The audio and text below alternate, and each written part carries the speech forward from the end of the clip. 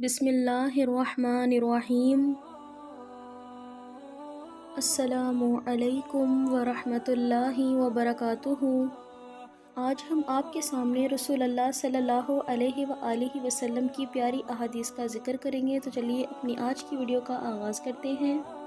رسول اکرم صلی اللہ علیہ وآلہ وسلم نے فرمایا، جس نے پاک کمائی سے ایک کھجور کے برابر صدقہ کیا تو اللہ تبارک تعالیٰ اس کو دائیں ہاتھ میں لے لیتا ہے، اور اللہ صرف پاک کمائی کو قبول کرتا ہے، پھر اس کو خیرات کرنے والے کے لیے پالتا رہتا ہے، جس طرح تم میں سے کوئی اپنے بچڑے کو پالتا ہے، یہاں تک کہ وہ خیرات پہاڑ کے برابر ہو جاتی ہے۔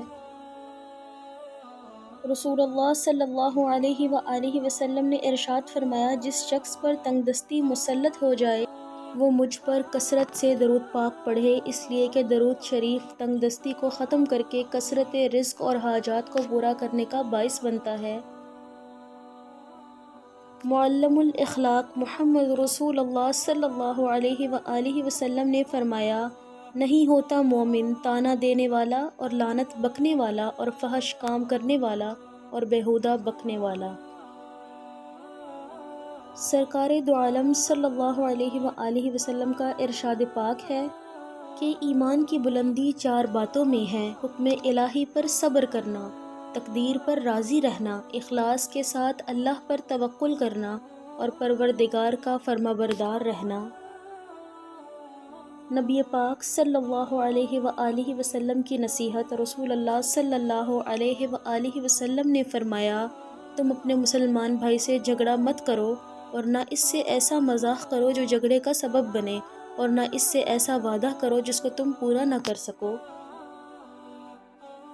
جھوٹ کی نحوست۔ حضرت عبداللہ بن عمر رضی اللہ تعالی عنہما سے روایت ہے کہ رسول اللہ صلی اللہ علیہ وآلہ وسلم نے فرمایا، جب کوئی جھوٹ بولتا ہے تو جھوٹ کی بدبو کی وجہ سے رحمت کا فرشتہ 1 میل دور چلا جاتا ہے۔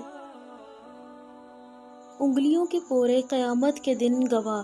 حضرت یسیرہ رضی اللہ تعالی عنہ فرماتی ہیں کہ نبی کریم صلی اللہ علیہ وآلہ وسلم نے ہم عورتوں سے خطاب فرماتے ہوئے ارشاد فرمایا، تم تسبیح سبحان اللہ، تحلیل لا الہ الا اللہ اور تقدیس سبحان الملک القدوس وغیرہ پڑھتی رہا کرو، اور ان کو انگلیوں کے پوروں سے شمار کرو، اس لیے کہ پوروں سے بھی قیامت کے دن سوال کیا جائے گا، اور ان میں بولنے کی صلاحیت پیدا کر کے ان سے بلوایا جائے گا، اور ذکر سے غافل مت ہونا ورنہ تم رحمت کو چھوڑنے والی ہوگی۔ دعا ہے کہ اللہ رب العزت ہمیں دنیا اور آخرت میں کامیاب کرے اور ہمارا خاتمہ ایمان پر ہو انشاءاللہ۔ ویڈیو اچھی لگے تو لائک، شیئر اور سبسکرائب کر دیجیے گا۔ اللہ حافظ۔